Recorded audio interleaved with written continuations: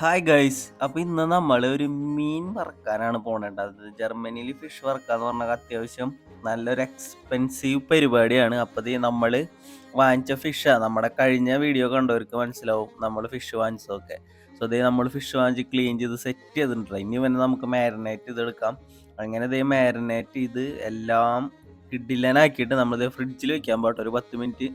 അങ്ങനെ ഫ്രിഡ്ജിൽ വെച്ചെടുത്തു. പിന്നെ നമ്മൾ എയർ ഫ്രയറിലാണ് നമ്മുടെ മീൻ ഫ്രൈ ചെയ്യണേ. അപ്പോൾ ഇത് നമ്മുടെ എയർ ഫ്രയറിൽ വെച്ചു. അതിൻ്റെ എല്ലാ സാധനങ്ങളും വെച്ചിട്ട് എയർ ഫ്രയറിൽ നമ്മൾ ആദ്യം ഒരു ഫോയിൽ വെച്ചു കേട്ടോ. കാരണം അതിൻ്റെ ആ ഒരു പൗച്ച് നമ്മുടെ കയ്യിൽ ഇല്ല.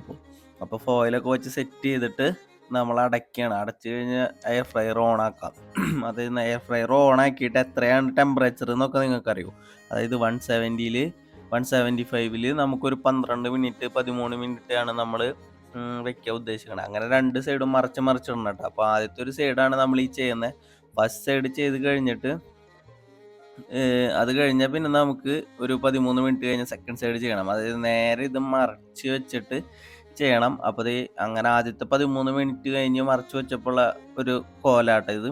അതായത് ജസ്റ്റ് അതിൻ്റെ മേലത്തെ ആ തൊലി ഒന്ന് പറഞ്ഞു പോയി. പക്ഷെ എന്നാലും സാധനം അടിപൊളിയാണ്.